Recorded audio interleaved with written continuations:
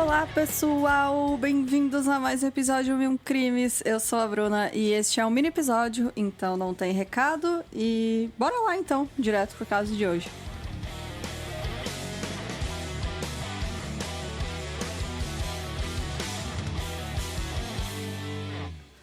O Robert Alan Durst, ele nasceu em 12 de abril de 1943 em Nova York. Ele era o mais velho dos 4 filhos do casal Seymour Durst e Bernice Harnstein, que eram bilionários da área de imóveis. Então, o Seymour era a família... O pai dele, se eu não me engano, o avô, ele tinha imigrado para os Estados Unidos da Áustria e abriu uma firma de... real estate, que chama, né? Que é cuidar de imóveis, né? De pessoas ricas. E aí deu muito certo e a família era realmente bilionária. Bilionária mesmo. E a mãe dele era socialite. Então, eles tinham aquela vida de luxo, realmente. O Robert conta que quando ele tinha 7 anos, o pai dele levou ele até uma das janelas da casa da família, de onde ele conseguia ver a mãe dele parada na beira do telhado. A Bernice cometeu suicídio pulando do alto da casa, enquanto Robert teria assistido a cena. Mas os irmãos dele desmentem essa afirmação. Eles falaram que se a nossa mãe cometeu suicídio, mas o Robert não testemunhou nada. Nenhuma das crianças chegou a testemunhar isso. Eles só perderam a mãe muito cedo. Então, o Robert cresceu brigando muito com o irmão dele, o Douglas. E na escola ele costumava ficar isolado dos colegas. O pai deles chegou a colocar os dois... com psicólogos, né, pra tentar melhorar essa relação que eles tinham, que era muito feia mesmo, eles brigavam o tempo inteiro. E esses psicólogos falaram que, devido aos traumas do Robert, né, de ter perdido a mãe, ele teria traços de esquizofrenia. Eu não sei o que isso quer dizer, era outra época, não sei se isso é realmente um diagnóstico, você ter traços de esquizofrenia, né? Mas, enfim, era isso que os médicos da época falaram, que ele tinha muita raiva acumulada por conta de ter perdido a mãe muito cedo. E aí ele acabou se formando em economia em 1965 em uma universidade da Pensilvânia, e aí depois ele foi para Califórnia para fazer doutorado. Mas ele acabou desistindo dos estudos e voltou para Nova York, apesar de não ter interesse nenhum em assumir os negócios da família. Ao invés disso, então, ele abriu uma loja de comida saudável em Vermont no início dos anos 70. O nome dessa loja era All Good Things, que seriam todas as coisas boas. Bem no auge dos hippies, né? Da comida saudável. E aí, nessa época, ele conheceu a Kathleen McCormack, que trabalhava como higienista dental. Eles se deram super bem e depois de apenas 2 encontros, o Robert convidou ela para morar juntos e ela foi.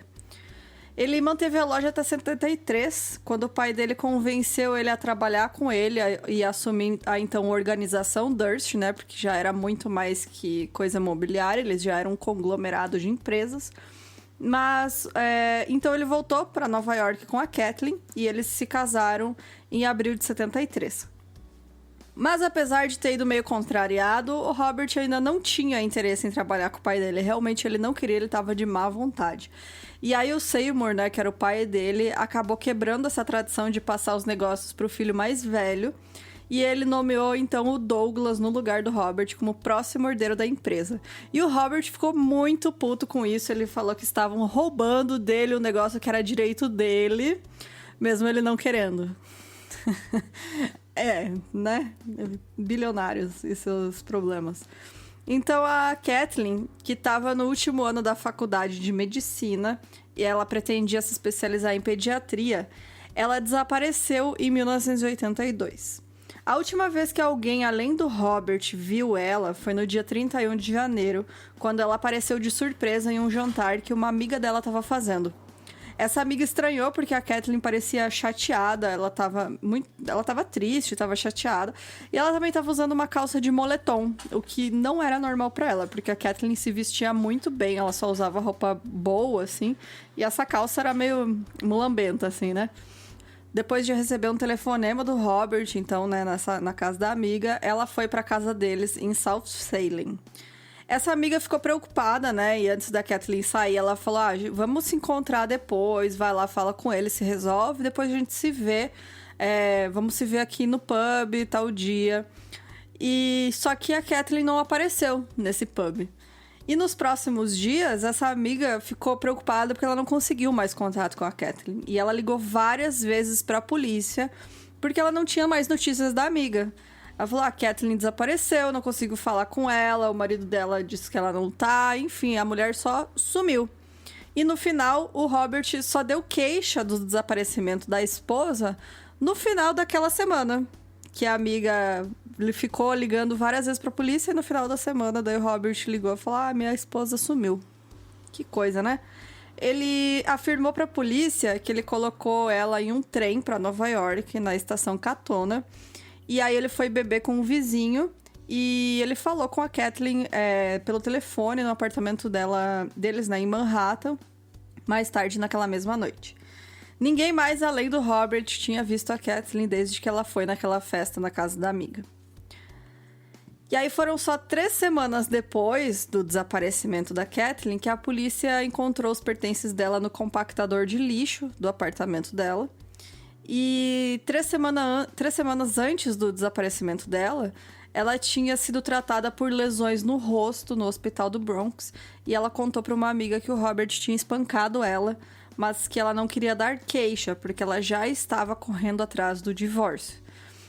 Eles já estavam separados há algum tempo, ele inclusive já estava com outra mulher, e eles não viviam mais juntos, né? Ele tinha deixado aquele apartamento só pra ela. Mas, a polícia, não fez nada. Por que será? Porque ele era um bilionário, né? Deve ser isso. Não, deve ser, né? Então, as histórias do Robert sobre o que tinha acontecido eram cheias de contradições. Mas a polícia não fez nenhum esforço para investigar o desaparecimento da Kathleen. Estamos surpresos? Não estamos, né? Então, ficou por isso mesmo. Minha mulher sumiu. Aí, anos depois, ele pediu o divórcio por ela ter sumido, né? A justiça aceitou. E a família dela, depois, né? Os pais e as irmãs entraram com o pedido de eu não lembro como é que é o termo certo, né? Mas, ela desapareceu, então quer dizer que ela está morta. A gente quer ter os documentos de que ela faleceu. E aí a justiça concedeu isso para a família dela. Porque não foi daí o Robert que foi atrás disso. E aí, 24 de dezembro de 2000, o corpo da Susan Berman foi encontrado em sua casa em Los Angeles, com evidências de ela ter sido executada. Ela foi morta com um tiro atrás da cabeça. A Susan era amiga do Robert desde os tempos da faculdade, e ela ajudou ele a providenciar um álibi na época do desaparecimento da Kathleen. A Susan era filha do famoso mafioso David Berman, que nos anos 40 operava o hotel e cassino Flamingo em Las Vegas. Então ela não era pouca bosta também, né? O Robert, então, foi visto no norte da Califórnia dias antes da Susan ser morta. E ele voltou para Nova York na noite anterior a que o corpo dela foi encontrado. E recentemente ela também tinha recebido 2 pagamentos dele de $25 mil cada, do Robert. E ela tinha ligado para ele contando que os investigadores procuraram ela para questionar ela sobre o desaparecimento da Kathleen. E aí, olha só que coisa, ela avisou o cara, estão vindo me questionar sobre a sua esposa que desapareceu. E aí ele manda dinheiro pra ela e ela aparece morta. Que suspeito. E aí eu descobri que a polícia tava reabrindo o caso da Kathleen, né? O Robert fugiu. Ele se mudou pra Galveston, no Texas, e ele se disfarçou de mulher, uma mulher muda, para não conversar com ninguém. E porque ele queria evitar a polícia e queria evitar qualquer pessoa que pudesse identificar ele. Aí ele ficou lá vivendo de senhorinha muda. E aí, em 2001, partes do corpo de um homem idoso chamado Morris Black apareceram flutuando na Baía de Galveston. O Morris era vizinho do Robert e a polícia conseguiu prender ele, então, em relação a esse homicídio, em 9 de outubro daquele ano. O Robert, então, pagou a fiança de $250 mil, que pra ele não é nada, né? Eita, nós. E aí ele fugiu. Ele fugiu e foi pego de novo em 30 de novembro, porque além de tudo este homem é burro, porque ele foi pego em um supermercado na Pensilvânia depois de tentar roubar... Gente, ele tentou roubar band-aids, um jornal e um sanduíche de salada de frango. Por que ele tentou roubar isso? Ninguém sabe, porque ele tinha $500 no bolso. Então, é isso. Aí ele foi a julgamento pelo assassinato do Morris em 2003.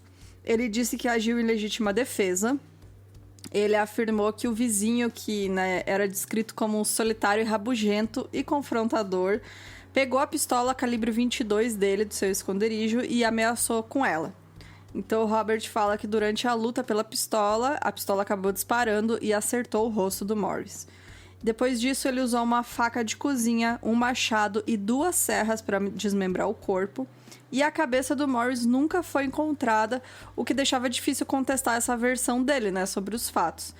E assim, a promotoria não apresentou nenhuma evidência que contestasse a versão da defesa. E o Robert foi absolvido por falta de provas. Olha só, que coisa, parece que quando você é um homem branco e rico, não acontece nada com você.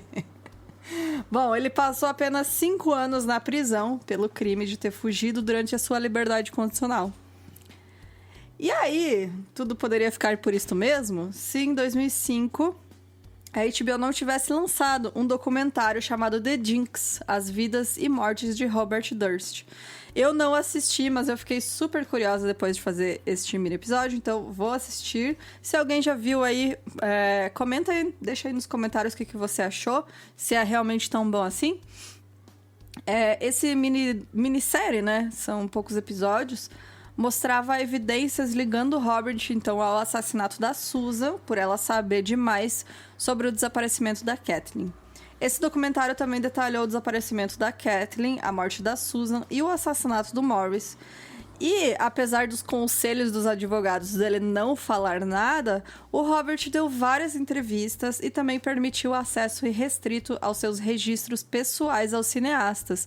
Inclusive, tem uma cena em que ele está com o microfone ligado e ele vai pro banheiro e fica murmurando várias coisas incriminadoras. Que os caras do documentário admitem que mudaram a ordem, né, para parecer mais grave do que era, mas já é grave o suficiente, né?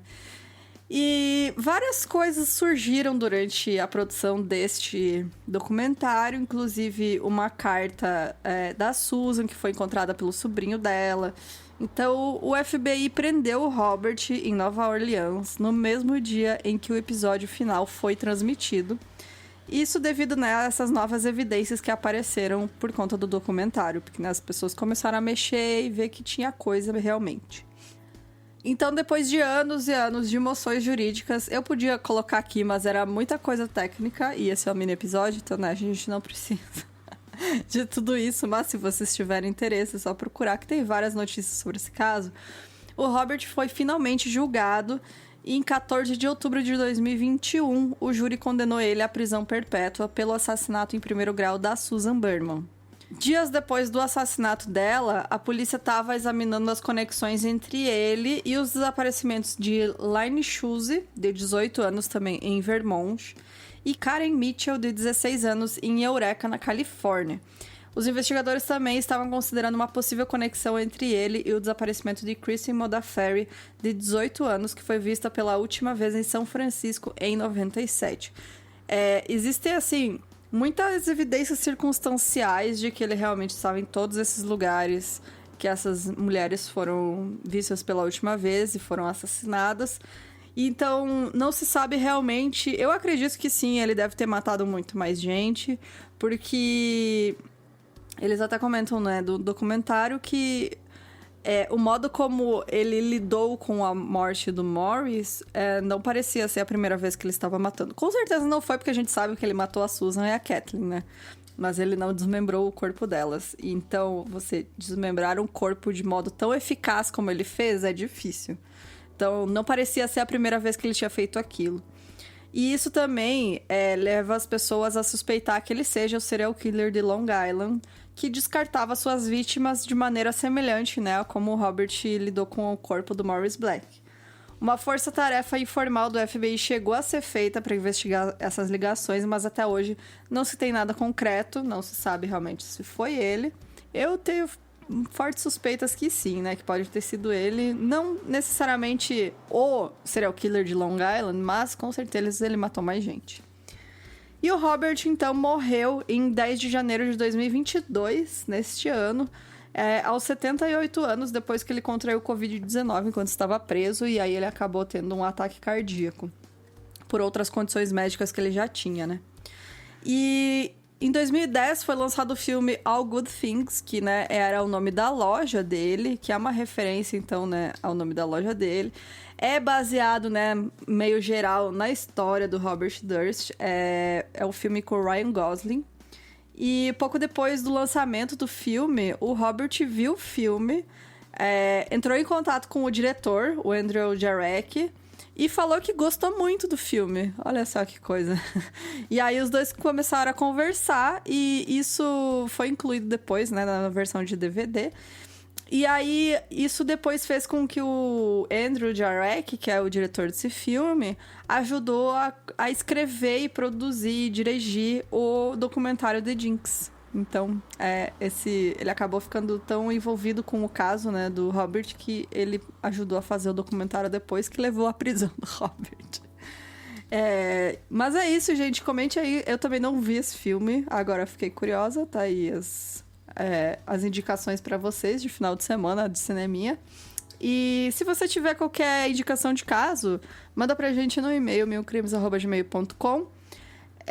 Entra lá no nosso site, que tem os modos que você pode apoiar a gente e também acompanhar as gravações dos episódios principais ao vivo na segunda-feira, com apoios de acima de R$15 mensais. No mês que vem a gente vai voltar com os sorteios de livros para apoiadores também. A gente tinha dado uma parada agora no começo do ano, porque é muita coisa rolando, mas agora podemos continuar a fazer de volta isso aí. Então, é isso, gente. Muito obrigado. Até semana que vem. Tchau, tchau.